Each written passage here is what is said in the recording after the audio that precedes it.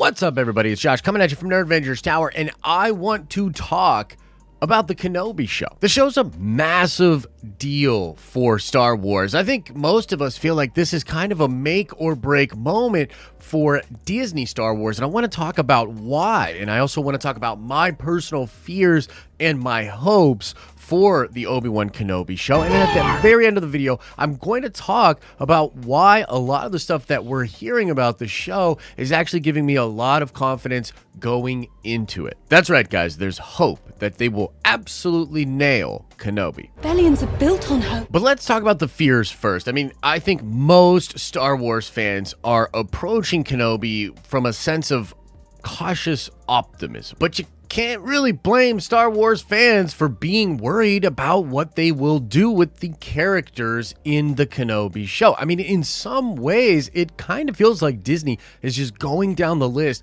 of beloved legacy characters and changing them or ruining them or making just kind of weird turns with them. I mean, you obviously have Han, Luke, and Leia from the sequel trilogy. And even though you can make the argument that Luke Skywalker is essentially put back into being a optimistic hero at the end of that movie, a lot of Star Wars fans have big problems with the turns that they made with that character. And even the most recent bit with the Boba Fett show, I mean, wow, what a weird show. I mean, this feels like a wildly different Boba Fett from the one we got even in the last season of The Mandalorian. And I think if you would have just told fans at face value, you're getting a Boba Fett show, then have them describe what they think that show will be like and what they hope that show to be like, you would have something very different than what we actually got with the Book of Boba Fett. But the thing is, that's Boba Fett, and I know some fans are really upset about that, but the vast majority of fans don't have a similar attachment to the character of Boba Fett as they do to Obi-Wan and Anakin. I mean, honestly, you could make the argument that Kenobi and Anakin / Darth Vader are the most important characters of Star Wars. I mean, particularly Anakin, right? I mean, next to Luke, he's probably the character that's the most important to all of Star Wars. And on top of that, the show is going to be touching on the characters of young Leia Organa and young Luke Skywalker, two other characters that are absolutely vital to the lifeblood of Star Wars. And in some ways, Kenobi has this almost impossible task of bridging the story between the original trilogy and the prequel trilogy. We essentially have it very well established who the characters of Vader, Kenobi, Leia, and Luke are after the events of the Kenobi show. And we have the characters of Anakin and Kenobi very well established before the Kenobi show. And so you've got really familiar fan favorite characters and beats and canon all around this show. Many fans will be watching the show like a hawk for any kind of continuity errors or things that happen within the show that change the characters or things that those characters say when we meet them in A New Hope. I recently sat down with Star Wars Meg to do the latest episode of the Den of Nerds podcast. It was an incredible conversation that I highly recommend you guys go check out on Spotify or Apple. But Meg said something when we were recording that podcast that blew me away. I asked her what she thought it would be like if they did screw this up. What would this do to the fan base? And she said this would be a backlash even worse than the sequels. Ray Skywalker. That shocked me, but she might not be wrong. And frankly, guys, I don't know that the brand of Star Wars can survive a backlash like that. What's also really interesting about the Kenobi show is that it is coming out right before this plethora of other Star Wars content is coming out. I mean, frankly, the content side of Star Wars has been kind of dry over the past couple of years, and we know we're getting this Kenobi show, then you're getting Andor, Bad Batch Season 2, Ahsoka, Mando Season 3, another season of Andor, and a ton of other shows, maybe even movies that are coming out that we haven't heard about. And if Lucasfilm lays a big old stinker of a poop turd in Obi-Wan Kenobi, they will taint the ability for any of the content that's coming out after it to be received with open arms from the Star Wars fans. I mean, as it stands, they don't even have that much goodwill out there towards fans. They're already in a rehabilitation process, and it seems like Kenobi is like the biggest of stakes, the biggest of deals, and it could really bring a lot of fans maybe back if they nail it, but the risk and the possibilities of what will happen if this show hurts the fandom more than the sequels did, oh man, that would be quite bad. So what about like my personal fears, right? Because we talk a lot about this and people will ask me in streams, like, what are your fears for Kenobi? And do I fear a little bit of them breaking continuity? Sure. I mean, if it's really blatant and it's kind of ridiculous, then yes, that's going to sort of really bug me as far as what I think I know about Star Wars, and I don't necessarily love that idea. But to me, the actual risk with Kenobi, like what would bother me the most, is if at the end of the day, the show ends up feeling like a commercial product that is checking all of the boxes that it thinks Star Wars fans want, but it is missing the heart and soul that Star Wars fans need. At this point in time, when you look at a show like The Book of Boba Fett, it feels like it was hastily put together like a product, like they needed something out on Disney Plus. They weren't quite ready to do Mando season 3 for whatever reason, and the show feels like that placeholder product of a thing. It doesn't feel like it has the care and love that it deserves. Now, having said that, the 2 Mando episodes within Book of Boba Fett, they have that feeling, that familiar feeling that I do get with The Mandalorian, which is like, wow, not only is this commercially successful and obviously they're checking Star Wars fan boxes, but it has a heart, a soul, and these characters are organic and real, and it feels like Star Wars. So I know this is sort of an esoteric kind of floaty idea, but ultimately, if Kenobi comes out and it doesn't feel like Star Wars, and it feels like they're just trying to give me a Star Wars product that they think I will like, that will really hurt, and it won't be something I'm going to be able to look past. So that's kind of my greatest fear when it comes to the Kenobi show. But now let's talk about the hope for the show in general, because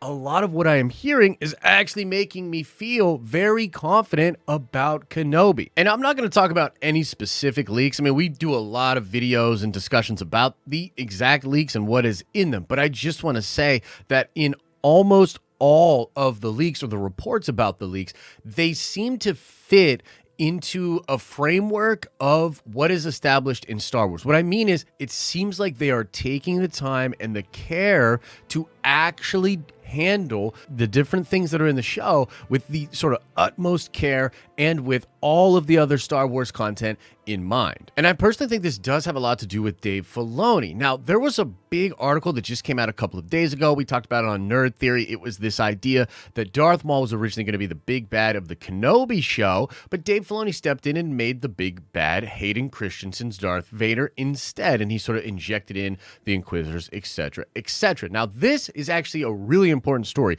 First of all, I will say there are conflicting reports about this. Like, some people are saying this report is total BS. Some people are saying that no, it is real. And even the Hollywood Reporter themselves make mention in their article that they have sources. They have sources that actually refuted this report, but they ran it anyway. But let's just assume that it's real, or that in general, Dave came in and was making some changes for the sake of the show. To me, this means that the promotion that he got quietly over a year ago is actually paying off, and now his hands are touching more or less all the Star Wars creative projects. And frankly, taking Darth Maul out of the show and making Vader the actual villain is a brilliant move, because that's what it should be. It should be Anakin and Obi-Wan. I don't know if you can do a Kenobi show without touching on his relationship with Anakin, and why not have that relationship manifest itself into further conflict.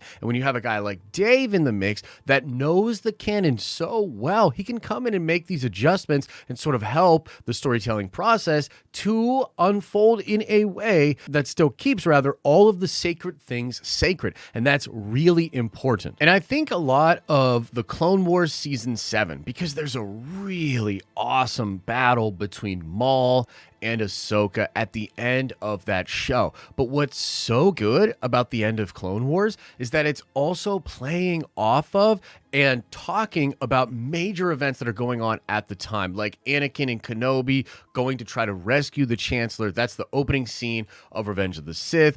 Order 66 itself, the clones turning, the fact that Maul wants to kill Anakin because Anakin is the key to everything. Ahsoka can't let it go. She can't accept that Anakin would actually turn.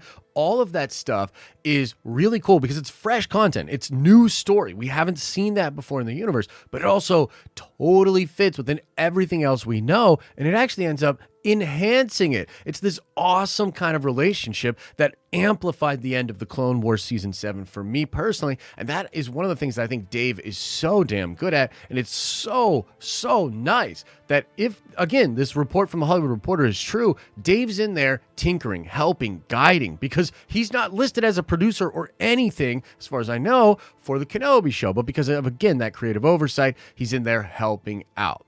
Now, the other side of this comes from the performance. The performance of the actors, mainly Ewan, really has to carry a lot of the weight of this show, and he has to express things and be so dynamic in his performance that we can see the growth and really the bridging of the character we leave in Revenge of the Sith and the character we meet in Ben Kenobi in A New Hope. And there are two things that make me really optimistic about them. One, Ewan himself, who I think hands down probably the best actor in the prequels, one of the characters that even people that really don't like the prequels will mention as like, but you know, Ewan as Obi-Wan was really cool, right? So first you have Ewan McGregor, an incredible talent, loves Star Wars, has been wanting to come back for some time, and I think he will absolutely dig in and give us like incredible performances. But the other side of this is Deborah Chow. Deborah Chow is a brilliant